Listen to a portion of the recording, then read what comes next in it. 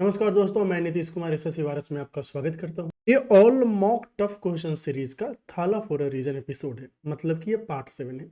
इसके पहले के 6 वीडियोज आ गए हैं जिसमें हमने शानदार शानदार सवाल शानदार तरीके से किए हैं। तो अगर आप सीजीएल के प्रिपरेशन को लेकर सीरियस है तो आपको ये सब सोल्यूशन देखने चाहिए। इससे आपको काफ़ी आइडियाज़ लगेगा कि मॉक के अंदर या फिर एग्जाम में क्वेश्चन को सॉल्व करने का अप्रोच क्या हो सकता है। बिना किसी देरी के हम सॉल्यूशन की शुरुआत करते हैं। यहाँ पे हम आरबीई, ऑलिव बोर्ड एंड पंडित्स के अच्छे अच्छे सवाल करेंगे। अगर आपको लगता है कि यहाँ पे डिस्कस किए गए किसी सवाल में का और भी बेहतर अप्रोच हो सकता है तो आप कमेंट सेक्शन में ज़रूर बताइए, हमें बहुत खुशी होगी। तो पहला क्वेश्चन देखेंगे, इसमें है कि एम एन ओ पी ये पॉजिटिव संख्याएं हैं, इन संख्याओं का योग दिया है 1। तो हमें लिस्ट वैल्यू बताना है 1/m 1/n 1/o 1/p। इसका सही आंसर होगा क्वेश्चन नंबर मतलब 16, ऑप्शन नंबर सी। ये क्वेश्चन बहुत ही शानदार क्वेश्चन है। शानदार इसलिए क्योंकि यहाँ पे एक इनइक्वालिटी का यूज होगा जिसे हम बोलते हैं M greater equal H M. M का मतलब होता है अरिथमेटिक मीन, एच एम का मतलब होता है हार्मोनिक मीन।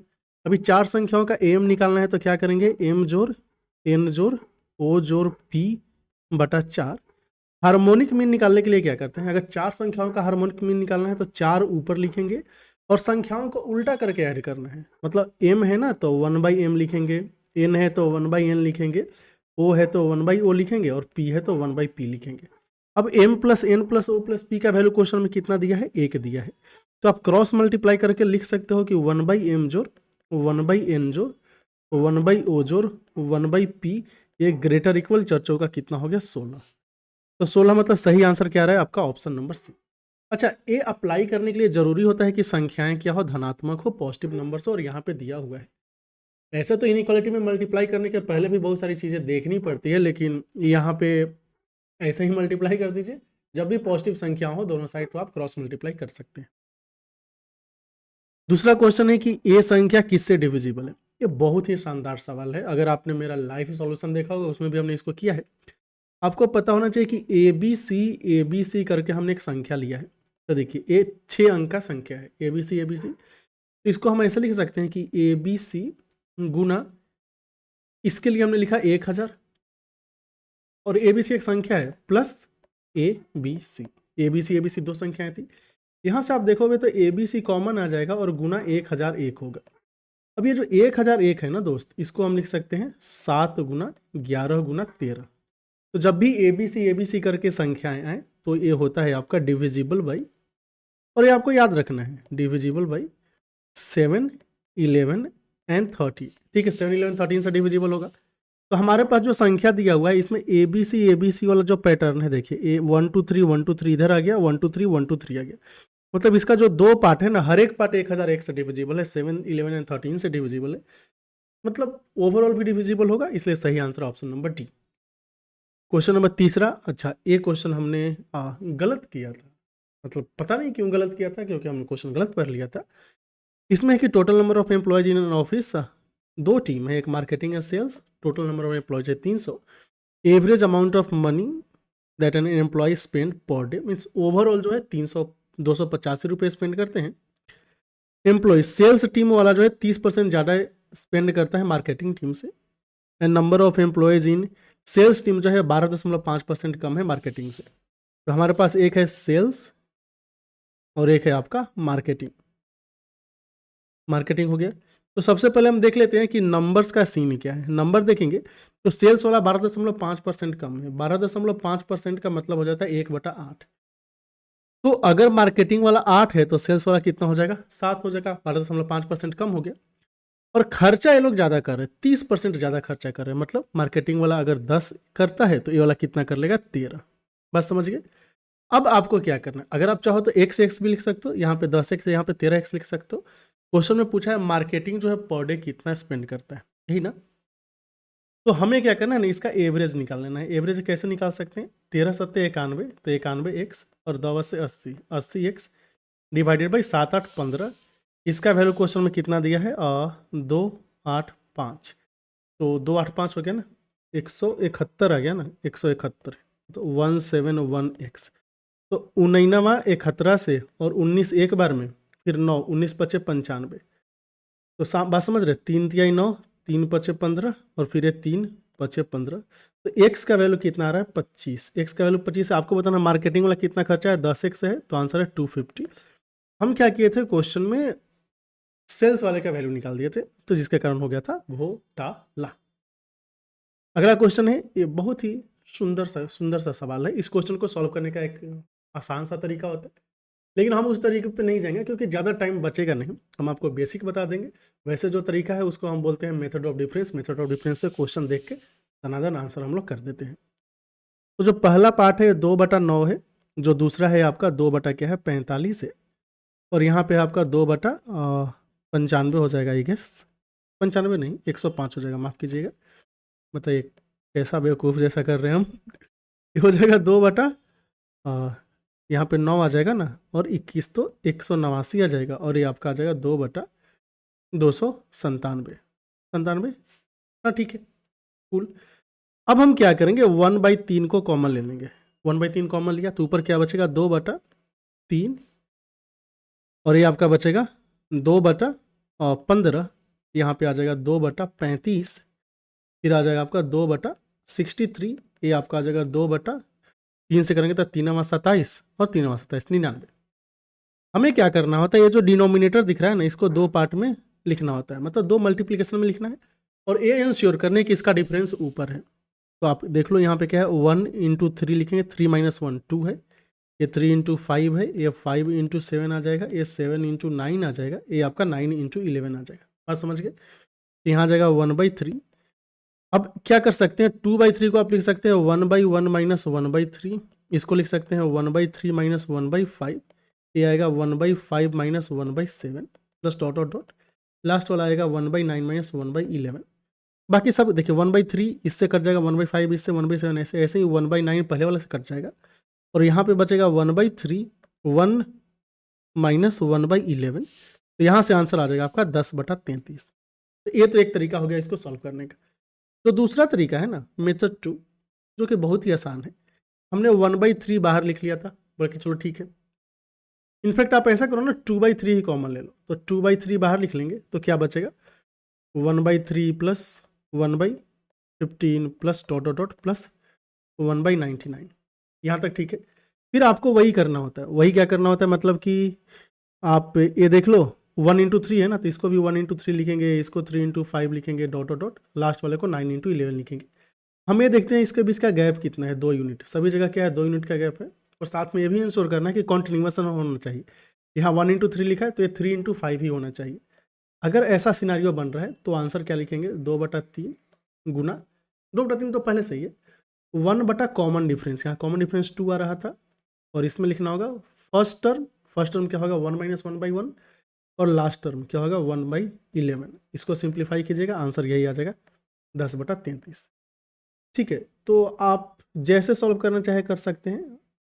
हम बोलेंगे कि ये मेथड ही अपनाइए, उसमें थोड़ा बहुत प्लस माइनस का गड़बड़ अगर किसी टाइम पे हो गया तो बहुत भारी नुकसान हो जाएगा, लेकिन ये जो लॉजिक है ये लॉजिक कभी आपको धोखा नहीं देगा। तो लॉजिक का नाम आप सरफराज रख सकते हैं। एंड अगर आपको ये चुटकुला समझ में आया तो आप कमेंट सेक्शन में ज़रूर बताइएगा। क्वेश्चन नंबर 5 देखते हैं, इसमें पी क्यू आर कोप्राइम है, इसमें से कौन सा सही है। देखिए कोप्राइम है तो कुछ भी कॉमन नहीं होना चाहिए, मतलब HCF हम निकालेंगे PNQ का, HCF निकालेंगे हम Q&R का, SCF हम निकालेंगे P&R का, सब होगा 1, कोई भी कॉम्बिनेशन का भी 1 होगा। तो ये जो है तीनों गलत है, केवल यही वाला सही हो जाएगा कि P&QR में कुछ भी कॉमन नहीं है, इसलिए उसका HCF क्या होगा 1।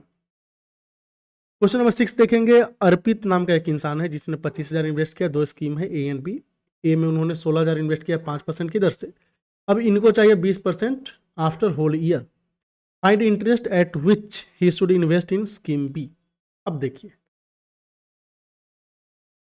यहाँ पे एक तरीका क्या है, एक तरीका हो गया कि हम डायरेक्टली ऐसे निकाल लेते हैं।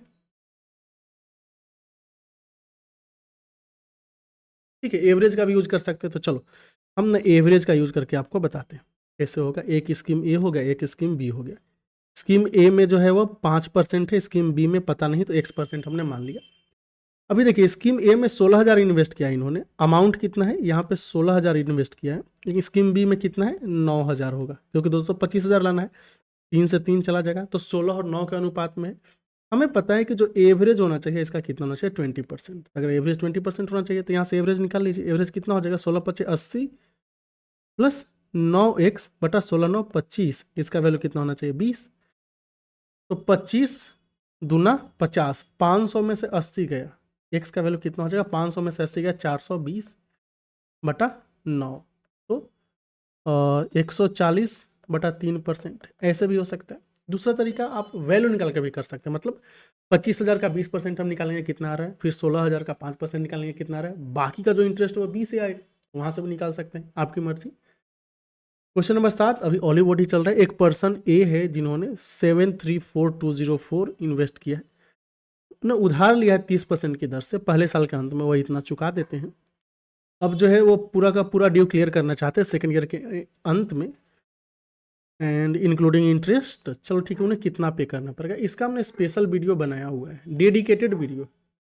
वहाँ पे हमने पूरा लॉजिक बताया है, तो उसका लिंक हम दे देंगे, आप जाकर वहाँ से देख लीजिए सॉल्व कैसे करते हैं ऐसे क्वेश्चन को जिन्होंने पहले साल के एंड में कुछ दिया फिर दूसरे साल में पूरा का पूरा चुका दिया। तो आपको क्या करना है, जो आपने उधार लिया है इसको P बोल देंगे, 734204।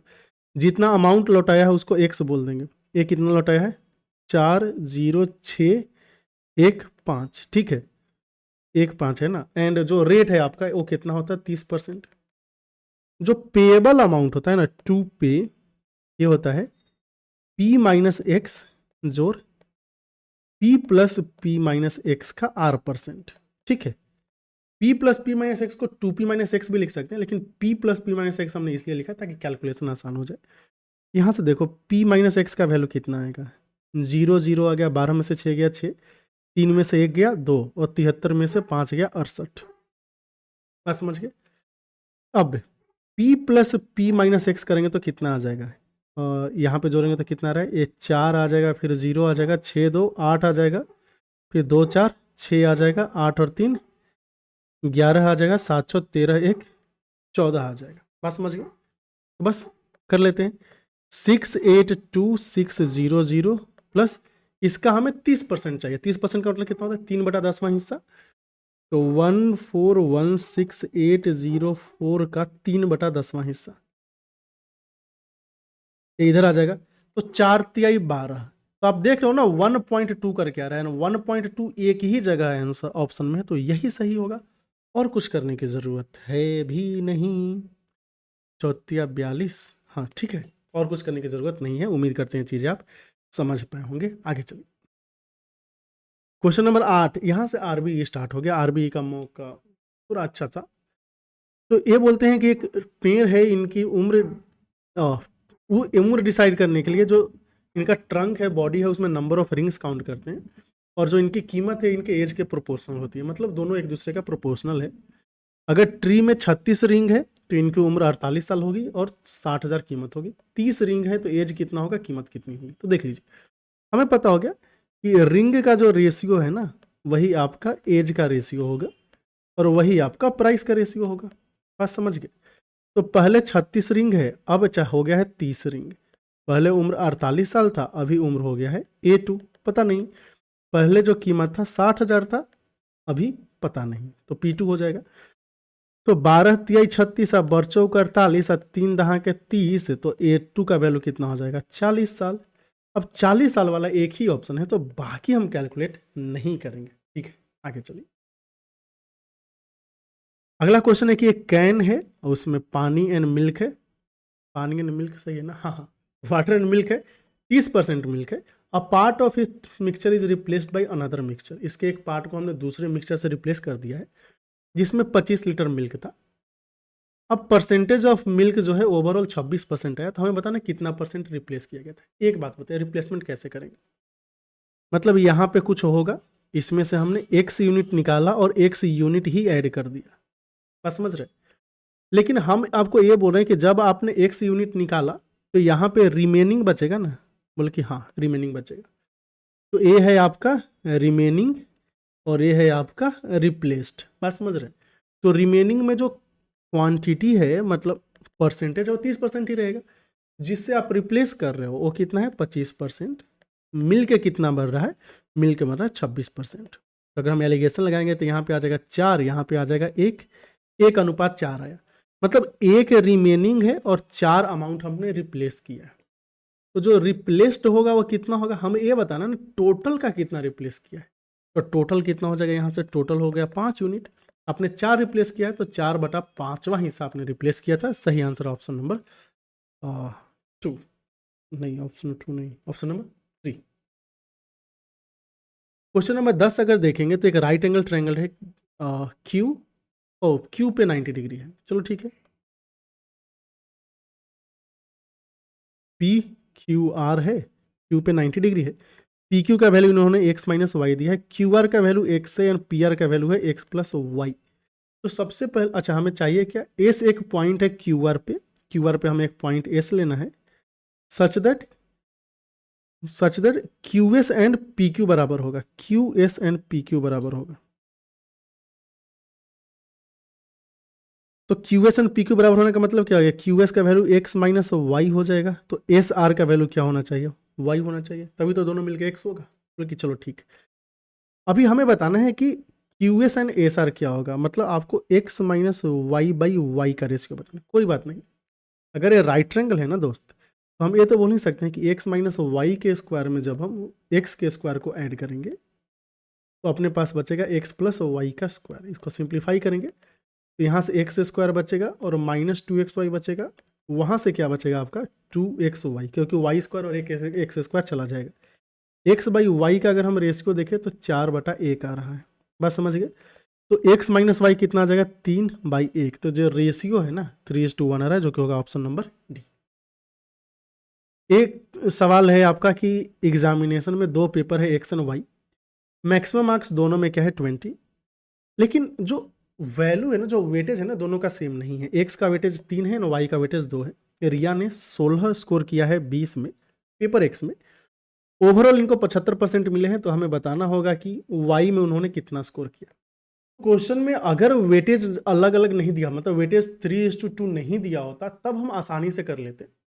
अभी भी आसानी से करेंगे, लेकिन अभी सॉल्व करने का तरीका क्या होगा, हम एवरेज निकालेंगे। एवरेज हमेशा आपको बचा देगा। तो जो फर्स्ट पेपर है ना, फर्स्ट पेपर, इसमें इन्होंने 16 स्कोर किया है 20 में से, तो गुना का 100 करेंगे तो कितना आ जाएगा 80%।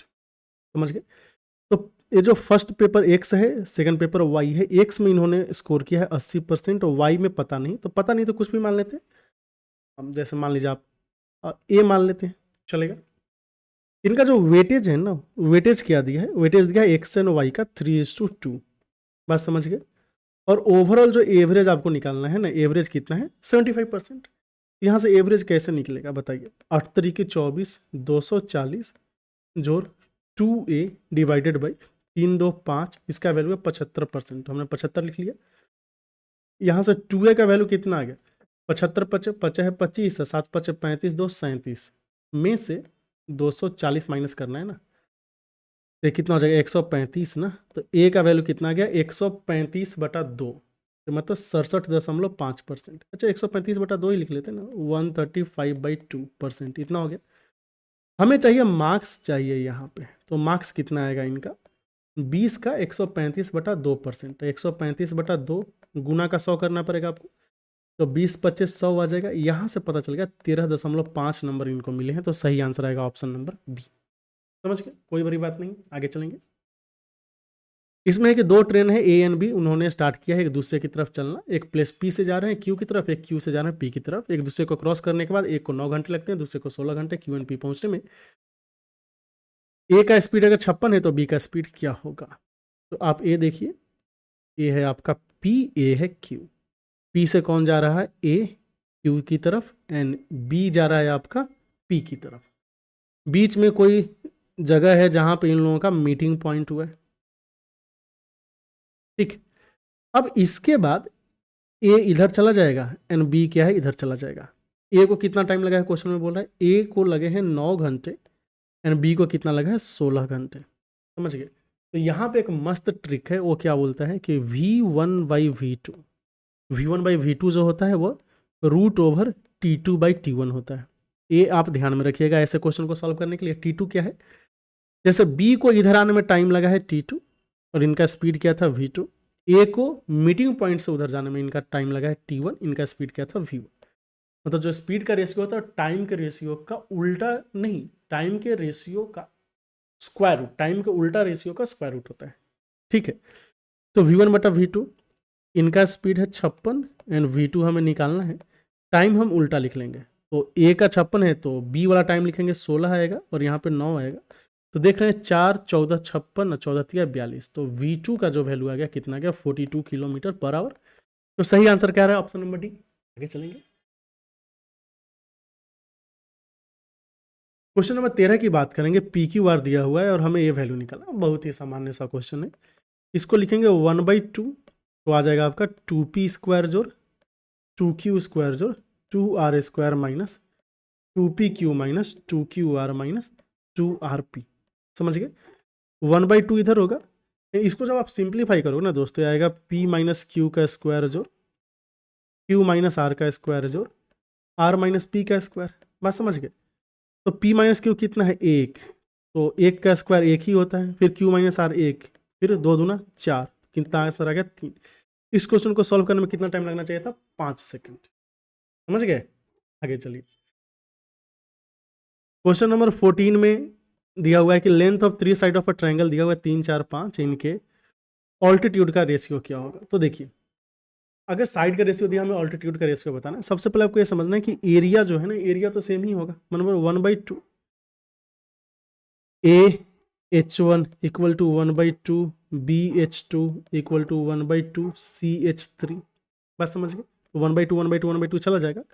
ये जो H1 H2 H2 H2 H3 होता है ना दोस्त, ये हाइट के रेशियो का उल्टा हो जाएगा, हाइट के रेशियो नहीं, साइड के रेशियो का उल्टा हो जाएगा। तो 1/A आएगा, यहाँ पे 1/B आएगा, ये 1/C आ जाएगा, है ना। क्योंकि देखिए H1 का वैल्यू क्या होगा डेल्टा बाई ए, यहाँ डेल्टा बाई ए लिखते हैं आप। H2 का value delta by B, H3 का वैल्यू डेल्टा बाई सी। अब डेल्टा तो चला जाएगा ना, तो रेशियो क्या आ गया 1/A/2 1/B/2 1/C। ठीक है, मतलब ये 1/A/2 1/B/2 1/C होता है। तो क्या आ जाएगा 1/A 3 है, ये 1/4 है, ये कितना हो गया 1/5। तो 60 से गुना कर लेंगे, यहाँ पे 20 आ जाएगा, यहाँ पे 15 आ जाएगा, यहाँ पे 12 आ जाएगा। तो सही उत्तर क्या रहा है ऑप्शन नंबर सी। अगला देखेंगे, क्वेश्चन नंबर 15 है कि एक वेंडर जो है, माफ कीजिएगा इधर है, हाँ, एक वेंडर जो है वो सब्जी बेचना स्टार्ट करता है, 12 रुपये केजी बेच रहा था, सस्ता ही बेच रहा था, लेकिन फिर भी खरीदने वाले लोग नहीं मिले। उसने प्राइस कम कर दिया, बोला कि अब तो हम 8 रुपये बेचेंगे। लेकिन उसके अंदर का जो है वेजिटेबल सेंडर जाग गया, बोला कि इतना नुकसान नहीं सह सकते, तो 1 किलो की जगह हम 800 ग्राम ही देंगे। अब बताना है कि उन्होंने प्राइस कितना एक्चुअली में चेंज किया। तो जब बड़ी बड़ी बातें हो रही थी, तो एक कॉस्ट एंड सेल के नज़रिए से अगर हम देखें, तो इन्होंने बोला कि देख भैया 12 रुपये में नहीं ले रहा था, 8 का लो। 12 में नहीं ले रहा था, 8 रुपये लो, लेकिन दोस्त हम तुमको तो देंगे 800 ग्राम और पैसे वाले लेंगे 1000 ग्राम का। हो गया सक्सेसिव चीज़ें, 2 जीरो से 2 जीरो, 8 से 8 और 2 से छक्का 12 2 25, मतलब 6 का सामान 5 में बेच रहा है। हालांकि नुकसान हुआ है, लेकिन उतना नुकसान नहीं हुआ जितना सोच रहे थे। 1/6 गुना 100 हुआ है, जिसे 16 छक्के 96.2/3% हम बोल सकते हैं। इतना लॉस है option number A, option number B.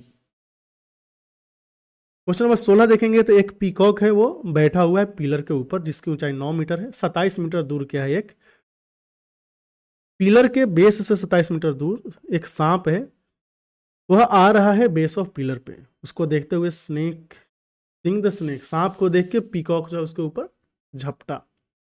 अब दोनों का स्पीड इक्वल है, तो हमें बताना है कि कितनी दूरी पे पकड़ा जाएगा। सांप का तो अंतिम संस्कार हो जाएगा। तो यहां पे पीकॉक, ठीक है,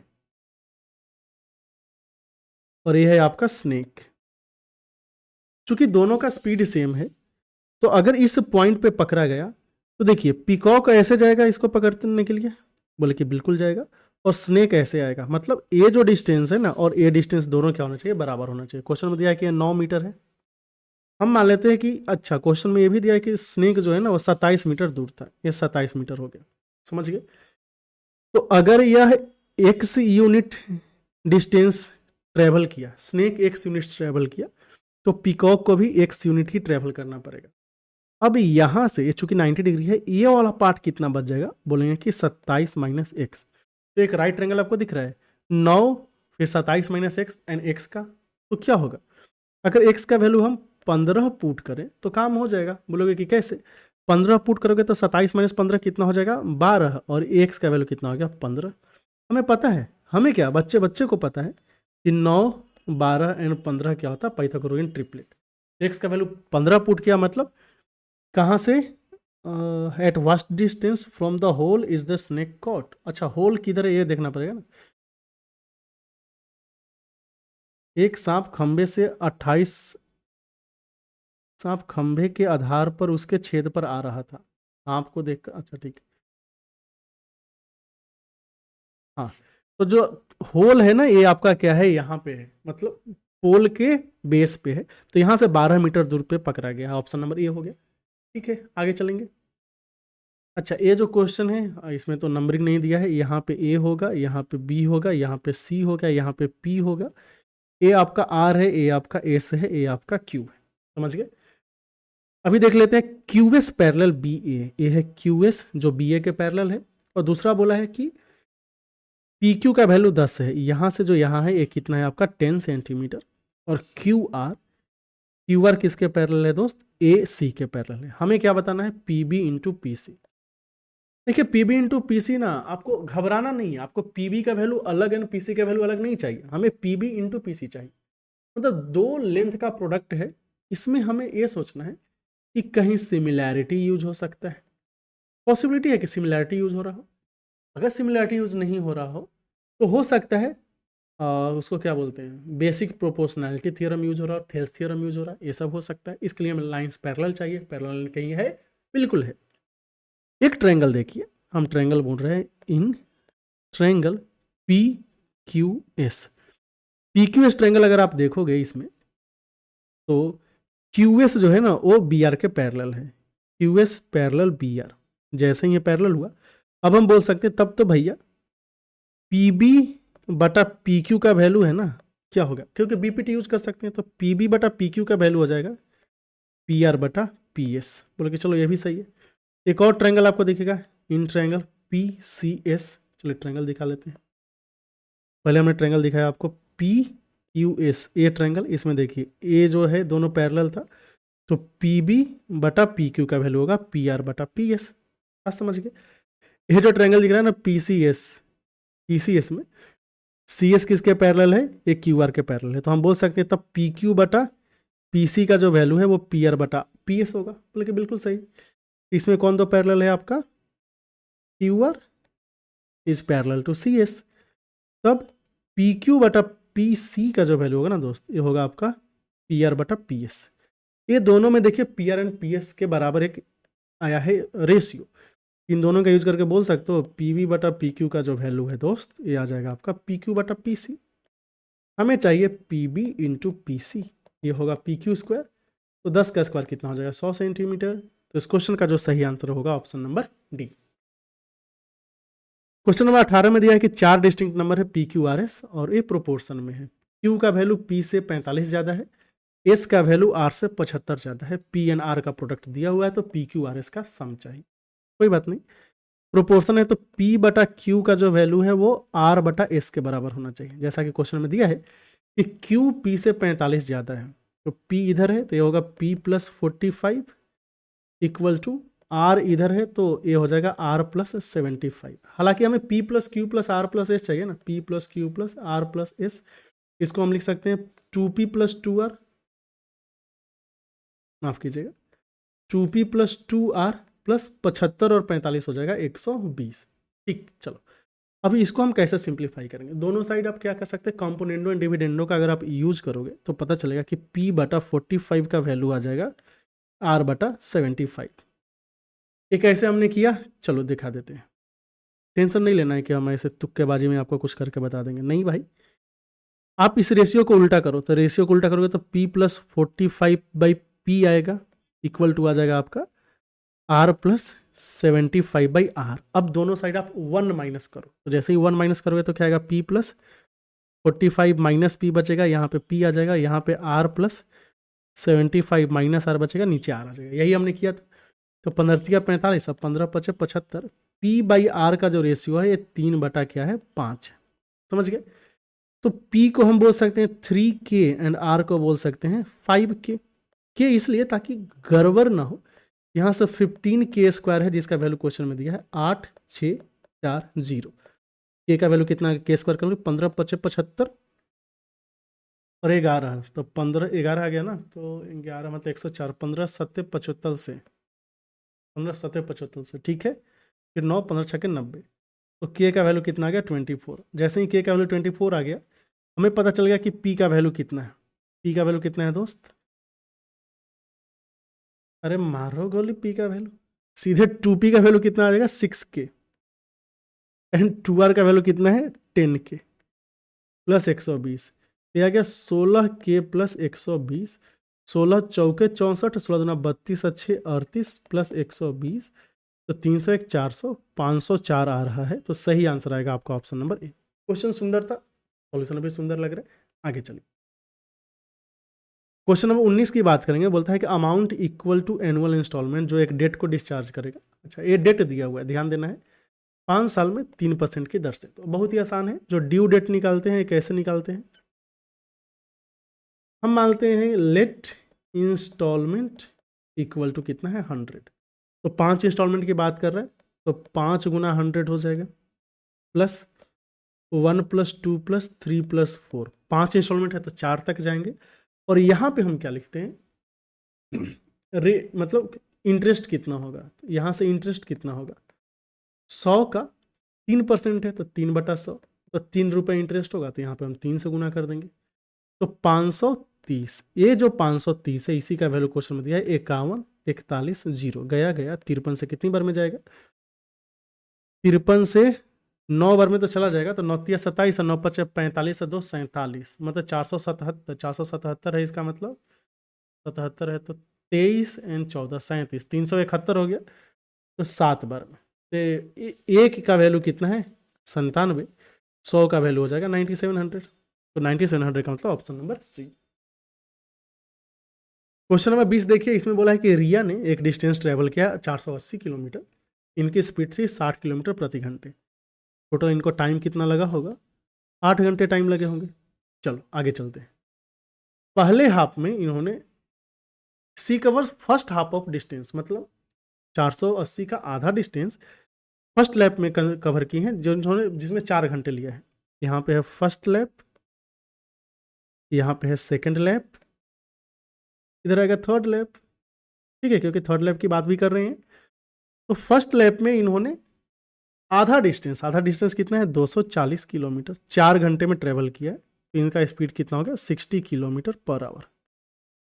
तो 4 घंटे चले गए फर्स्ट लैप में। सेकंड लैप में क्या बोला है देखिए कि C covers another lap at 2/3 of speed. तो यहाँ पे 60 स्पीड था, तो यहाँ पे कितना होगा 60 का 2/3, तो 40 किलोमीटर प्रति घंटे हो गया। ये भी सही है। और that of first lap in 2 hours. तो यहाँ पे डिस्टेंस कितना लगेगा, चूंकि 2 ही घंटे चली है यहाँ पे, इधर इन्होंने 80 किलोमीटर ट्रैवल कर लिया। यहाँ पे 240 किलोमीटर गए, यहाँ पे 80 किलोमीटर गए।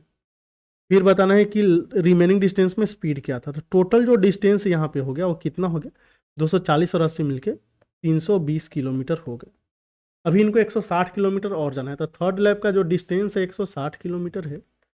और टाइम कितना बचा है इनके पास, 4 घंटे यहाँ पे चले गए, 2 घंटे यहाँ पे, 6 घंटे चले गए, तो 2 घंटे बचे। तो जो स्पीड है कितना हो जाएगा 80 किलोमीटर प्रति घंटे। इस क्वेश्चन का जो सही उत्तर आएगा ऑप्शन नंबर ए आएगा।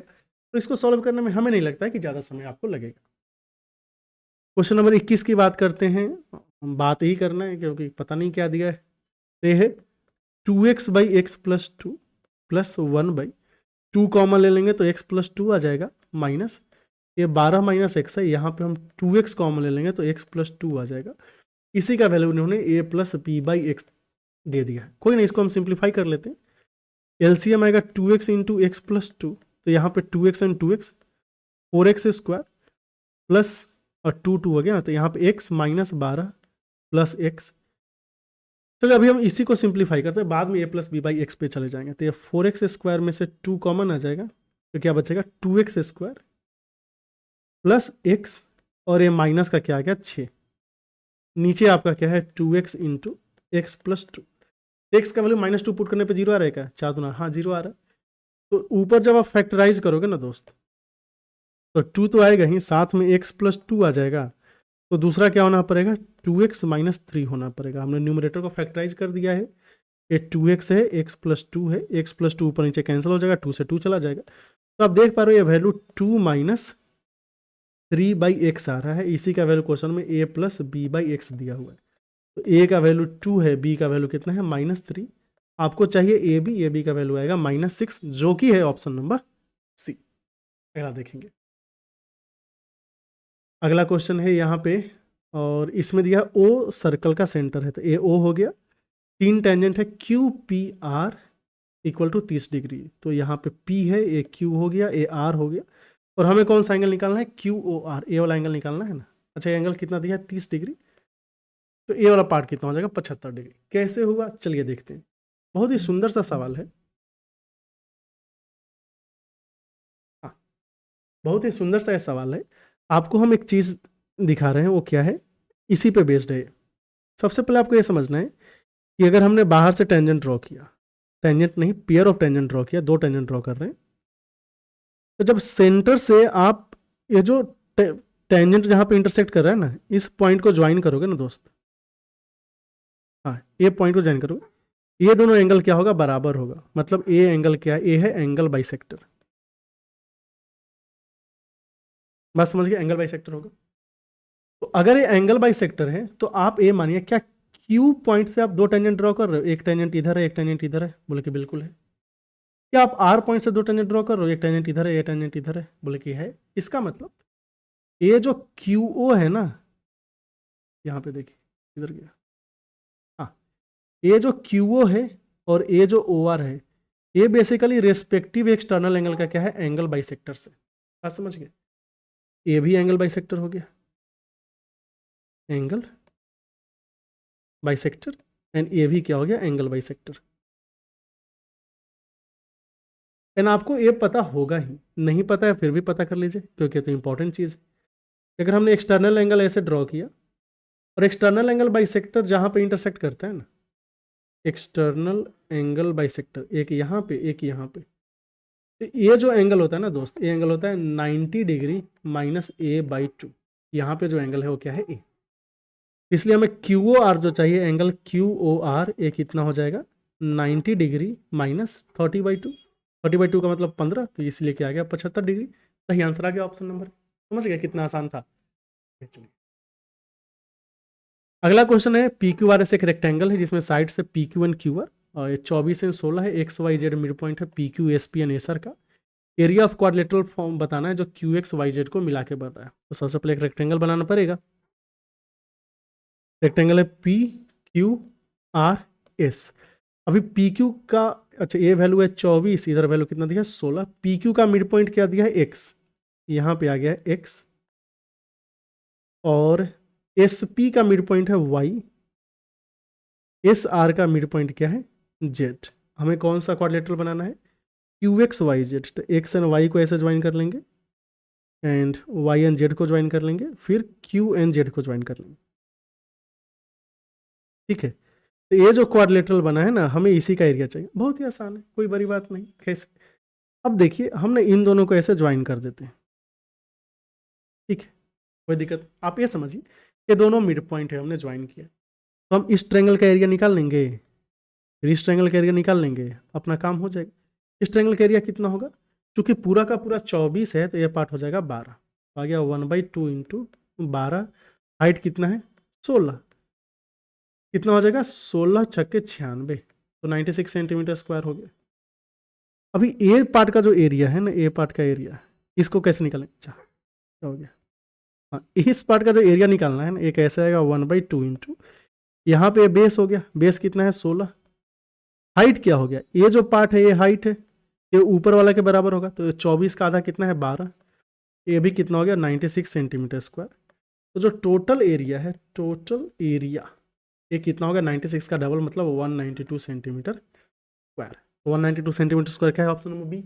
अगला देखेंगे, तो यहाँ से पंडित्स वाले आ गए हैं। इनका पहला क्वेश्चन है कि रामानुजन है, इसके हर एक लेटर को बॉक्स में रख दिया गया, एक लेटर उठाया गया है रैंडमली, तो इस बात की प्रायिकता क्या है कि आपने ए उठाया था। कितना ए है?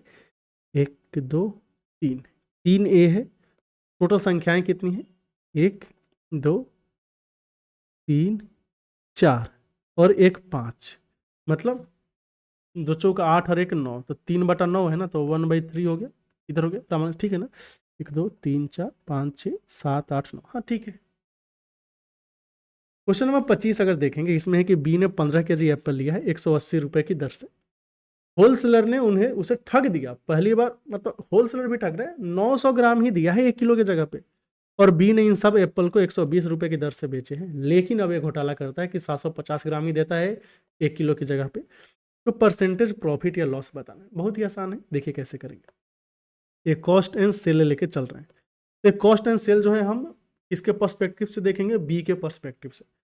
तो बी के पास क्या हुआ? सबसे पहले इसने, अगर हम देखें बाकी सबको नेग्लेक्ट करके, तो 180 रुपए का सामान ये 120 रुपए में बेच रहा है। ठीक, ये फर्स्ट चीज हो गया। दूसरी बात, जब ये खरीदने गया था तो इसने पैसे तो दिए थे 1000 ग्राम के, 1000 ग्राम के पैसे दिए, लेकिन इसे सामान कितना मिला? 900 ग्राम का। यहाँ पे नुकसान हुआ। अब ये 1.5 आना निकला। ये अब बेच रहा है 750 ग्राम, लेकिन पैसे ले रहा है 1000 ग्राम के। समझ गए ना? तो बस मार्केट कीजिए, गया गया गया गया, 15 पचे 75, 15 छक्के 90, 6 से 30 बार में, 5 से 24 बार में, 5 नहीं 6 25 30, 6 चौके 24, मतलब 5 का सामान इन्होंने 4 में बेचा है, तो कितना हुआ? 1 यूनिट का लॉस हुआ है। तो लॉस परसेंट कितना होगा? 1 यूनिट का लॉस हुआ है 5 पे, गुना का 100 कर देंगे तो 20%। इसमें 20% का नुकसान है, जो कि होगा ऑप्शन नंबर बी। अगले सवाल में है कि 6 मेन 8 वीमेन एंड 12 लड़के एक काम को कंप्लीट कर सकते हैं in same number of days. अगर एक लड़का एक महिला काम को 56 दिन में कर सकती हैं, तो कितने दिन में एक पुरुष और एक महिला काम को कर सकते हैं? कोई बात नहीं। इसका मतलब है कि 6 मेन का इफिशियंसी 8 वीमेन के और 12 बॉयज़ के बराबर होगा। ठीक है, सबको आप क्या मान सकते हो? 8 3 24, 24 मान लेते हैं। तो हमने देखा कि मैन का इफिशियंसी आ रहा है 4, वीमेन का इफिशियंसी आ रहा है 3, एंड जो बॉय बच्चे हैं, लड़के हैं, इनका इफिशियंसी आ रहा है 2। मतलब कोई समस्या नहीं है। अब टोटल वर्क कितना होगा? ये बोला है कि एक लड़का का इफिशियंसी 2 और एक महिला, इनका इफिशियंसी 3, मिलके काम को 56 दिन में कर रहे हैं, तो टोटल वर्क हो गया 5 गुना 56। हमें क्या चाहिए? टाइम। टाइम कैसे निकालेंगे? टोटल वर्क जो है 5 गुना 56, इसमें हम टोटल इफिशियंसी से डिवाइड करेंगे। एक पुरुष और एक महिला का इफिशियंसी कितना है? 4 + 3 7, 7 8 56, 8 25 40, तो 40 डेज लग जाएंगे इन्हें काम करने में। पूरा ही काम करना है ना? हाँ, पूरा ही काम करना है, तो 40 दिन लग जाएंगे। क्वेश्चन नंबर 27 की बात करते हैं। इसमें कि average of 10 consecutive natural number m है, और इसमें अगले 10 नेचुरल नंबर को हमने ऐड किया है, तो नया एवरेज n हो गया, m + n = 32। देखिए n का जो वैल्यू है ना, वह m प्लस कितना आपने ऐड किया है? 10 नेचुरल नंबर, तो 10/2 हो जाएगा। तो n का वैल्यू कितना हो गया? m + 5 हो जाएगा। ठीक है, आप नेचुरल नंबर के केस में याद रखिए, अगर कॉन्सिक्यूटिव नेचुरल नंबर का कॉन्सिक्यूटिव नेचुरल नंबर्स, इसका मान लेते हैं एवरेज निकालना। एवरेज मान लीजिए इसका a है, तो अगर नेक्स्ट m एडेड, मतलब नेक्स्ट m नंबर्स आपने ऐड किया, तो एवरेज क्या होगा? a + m/2 हो जाता है। इसके पीछे का लॉजिक है, लॉजिक आपका शिफ्टिंग है, मतलब शिफ्टिंग या फिर डेविएशन है। अगर आपको इसके पीछे का सुंदर वाला लॉजिक चाहिए, तो आप कमेंट सेक्शन में बोलिएगा, हम एक नया लॉजिक बता देंगे। नया नहीं, मतलब एक अलग वीडियो बना देंगे। फिलहाल आप इसी को याद कर लो। तो n का वैल्यू m + 5 आ गया। क्वेश्चन में दिया है m + n का वैल्यू 32 है। m + n का वैल्यू 32 है, इसका मतलब, हाँ, अगर m + n का वैल्यू 32 है, मतलब 2m + 5 का वैल्यू कितना हो गया? 32, तो m का वैल्यू कितना आ गया? 13.5। हमें m का ही वैल्यू बताना है, तो 13.5 आंसर हो गया। आगे देखेंगे क्वेश्चन नंबर 28 है। इसमें बोला है कि a और b मिलके 63,000 उधार लेते हैं 25% की दर से। कंपाउंड इंटरेस्ट है।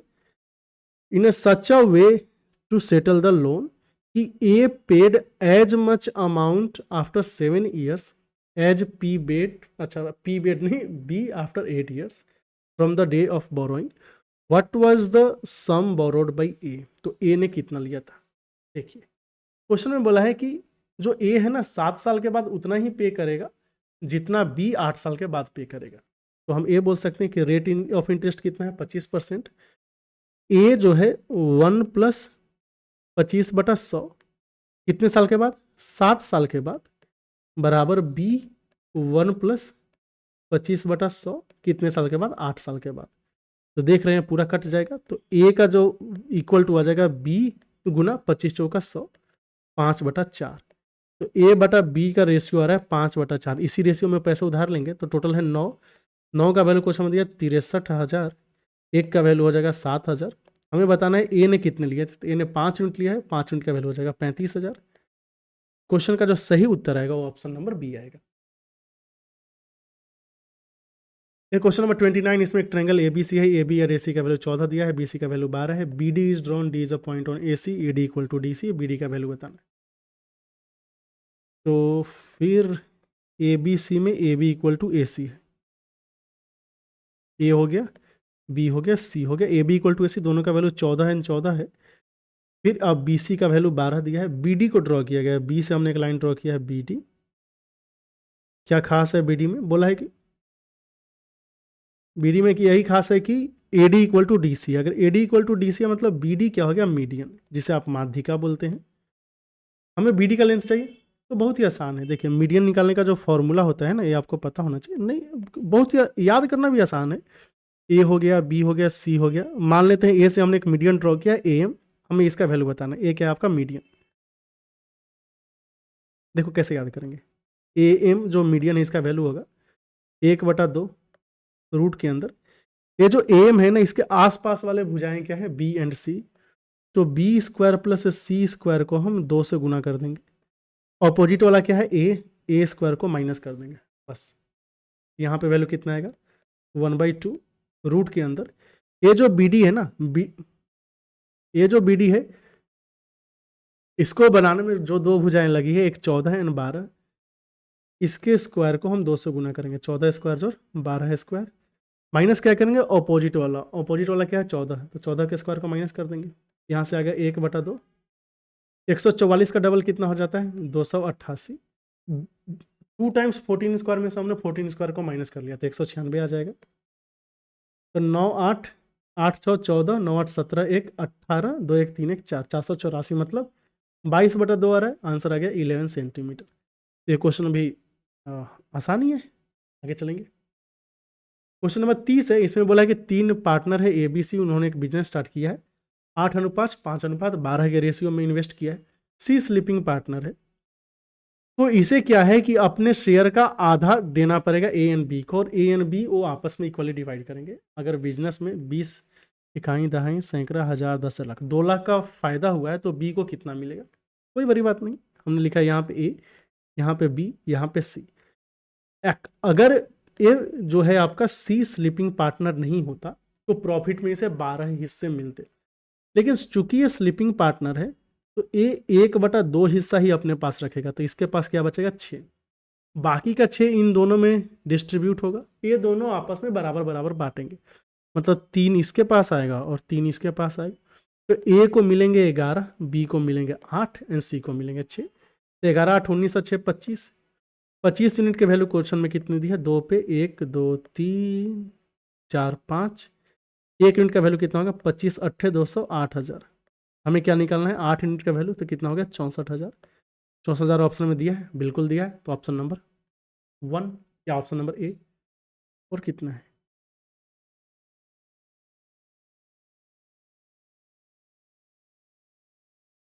6 क्वेश्चन और है, क्या ज़्यादा था, 30 तक हो गया। क्वेश्चन नंबर 31 देख लेते हैं। 31 में एक सर्कल है जिसका सेंटर ओ है, ए पी बी टेंजेंट है पी पे। हमने एक सर्कल ड्रॉ कर लिया, यहाँ पे हमने एक टेंजेंट ड्रॉ कर लिया। ए पी बी है, कहाँ पे टेंजेंट है पी पे, तो ये मान लेते हैं आपका क्या है पी, यहाँ पे टेंजेंट है, ए पी बी हो गया। एम एन डायमीटर है, तो एम एन हमने डायमीटर ड्रॉ कर दिया, एम एन ये डायमीटर है, सेंटर ओ मान लेते हैं। बीपीएन का वैल्यू क्वेश्चन में दिया है 61 डिग्री, बीपीएन। अच्छा 61 डिग्री दिखा है, इसका मतलब एम एन एन को इंटरचेंज करना पड़ेगा, इधर हम एन लिख देंगे, इधर हमने क्या लिख लिया एम। तो बीपीएन हो गया 61 डिग्री, ये वाला भी 61 डिग्री दिख रहा है। हमें क्या बताना, पीएमएन, पीएमएन ये वाला वैल्यू बताना है। अरे तो ये भी तो 61 डिग्री हो जाएगा। Angle in opposite segment are equal, जैसे एक आपने सर्कल ड्रॉ किया है, सर्कल में आपने कोई टेंजेंट ड्रॉ किया, और पॉइंट ऑफ टेंजेंसी से अगर आप कोई भी कॉर्ड ड्रॉ कर रहे हो तो ये टेंजेंट एंड कॉर्ड के बीच का एंगल अगर थीटा है, सेम एंगल ये ऑपोजिट सेगमेंट में सबटेंड करता है। इसको हम क्या बोलते हैं, ऑल्टरनेट सेगमेंट थ्योरम। ठीक है, आगे चलिए। 31 हो गया। 32 में क्या दिया है, टोटल फैक्टर्स ऑफ इसका बताना है 54,000। देखिए टोटल फैक्टर्स तो काउंट करना आसान है। 54 पे 1 2 3, तो इसको हम ऐसे लिख लेंगे, 3 का पावर 3 होता है 27 दूना 54, फिर 1000 हो गया ना, तो फिर 2 का पावर 3 गुना 5 का पावर 3, तो कितना आ गया, 2 का पावर 4 गुना 3 का पावर 3 गुना 5 का पावर 3। तो नंबर ऑफ फैक्टर्स हो जाएगा, जो पावर है उसमें एक ऐड करना है, तो 4 + 1, इसमें 3 + 1, और इसमें भी 3 + 1, तो 5 गुना 3 4 गुना 4 ना, 4 गुना 4, पंचों का बीचों का 80, सही आंसर ऑप्शन नंबर बी। 33 में दिया है कि 3 डाइस को रोल किया गया है एंड 3 क्वाइन को टॉस किया गया है। प्रायिकता क्या है कि सेम नंबर आना चाहिए हर एक डाइस पे।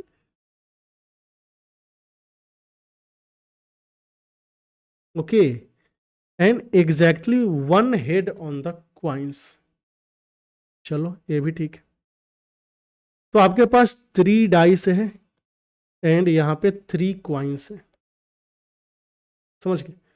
तो 3 डाइस में क्या होना चाहिए, डाइस वाला सीन क्या दिया है, सेम नंबर, तो सेम नंबर यहाँ पे दिया है ना, तो इसका प्रायिकता ना पी ऑफ ए मान लेते हैं, कितना होगा, सेम नंबर आने का चांसेस क्या है, सब पे 1 1 1 आएगा, 2 2 2 आएगा, 3 3 3, 4 4 4, 5 5 5, 6 6 6, यही आ सकता है ना। 1 1 1 2 2 2 3 3 3 ऐसे करके 6 6 6 आ सकता है। तो इसमें क्वेश्चन में यही दिया है कि सब पे सेम नंबर आना चाहिए, तो 6 तरीके से आ सकता है। सैंपल स्पेस होगा 6 गुना 6 गुना 6, मतलब ये 1/36 हो गया सेम नंबर। दूसरे में बोला है कि probability and exactly 1 head on the coins, यहाँ पे बोला है एग्जैक्टली 1 हेड। तो देखिए जब एग्जैक्टली 1 हेड की बात करेंगे, तो जब आप इसके सैंपल स्पेस को देखोगे ना, तो क्या आएगा, एक तरीका तो है कि आप एनसीआर का यूज कर लो, दूसरा तरीका यहाँ पे आसानी से ही कर सकते हैं, क्योंकि यहाँ पे हेड हेड हेड आएगा एक ऐसे, फिर आएगा हेड हेड टेल आएगा, फिर यहाँ पे आएगा हेड टेल हेड आएगा, फिर टेल हेड हेड आएगा, बस हम लिख के दिखा रहे हैं आपको। फिर हेड टेल टेल आएगा, फिर यहाँ पे टेल हेड टेल आएगा, टेल टेल हेड आएगा, और लास्ट में टेल टेल टेल आएगा। तो 1 2 3 4 5 6 7 8 8 आ गया। तो यहाँ पे जब प्रोबेबिलिटी ऑफ बी निकालोगे ना, आपको एग्जैक्टली एक हेड चाहिए, तो एक हेड कितनी जगह है, देखो एग्जैक्टली एक हेड यहाँ पे यहाँ पे यहाँ पे, तो आपके फेवर में 3 है, ओवरऑल 8 है, समझ गए। अब क्वेश्चन में बोला है कि ए भी होना चाहिए, ए भी होना चाहिए, मतलब दोनों होने चाहिए, पी ए भी होना चाहिए, बी भी होना चाहिए, क्योंकि दोनों इंडिपेंडेंट इवेंट है, मतलब डाइस पे सेम आना है, क्वाइन पे हेड का आना, दोनों इंडिपेंडेंट है, एक को दूसरे से कुछ भी लेना देना नहीं है। जैसे मेरा पढ़ाना है और आपका पढ़ना, डिपेंडेंट है तो सही है, इंडिपेंडेंट है तो क्या ही करे। तो इसको हम प्रोडक्ट ले सकते हैं, तो पी ए हो गया है 1/36 एंड ए हो जाएगा आपका 3/8, ये 12 बार में चला जाएगा तो 1/96। और बहुत ही सुंदर क्वेश्चन है, मतलब सुंदर क्वेश्चन, ठीक है। सो 1/96 इस क्वेश्चन का सही आंसर रहेगा। उम्मीद करते हैं ये चीज़ आप समझ पाए होंगे। अगर इसमें डायरेक्टली आप प्रोबेबिलिटी निकालना चाहते हैं तो कैसे निकालते हैं, बहुत ही आसान है, देख लो।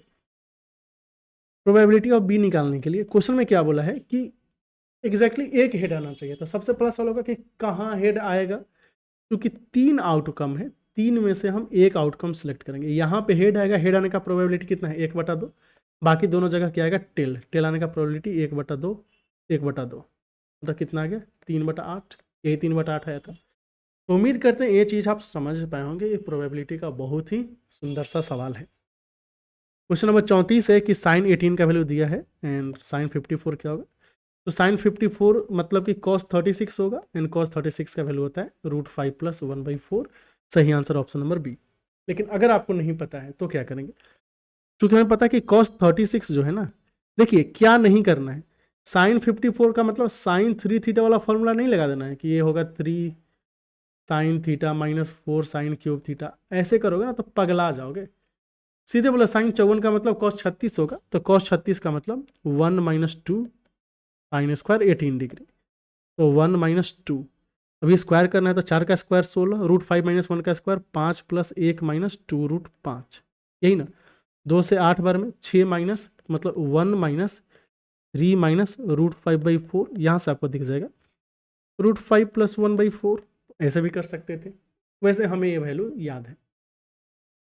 क्वेश्चन नंबर 35 में दिया है कि एक शॉपकीपर है, 30% डिस्काउंट देने के बाद 5% का प्रॉफिट मिलता है। मतलब cost price and mark price का जो रेशियो है ये होता है आपका 100 - D/100 + P।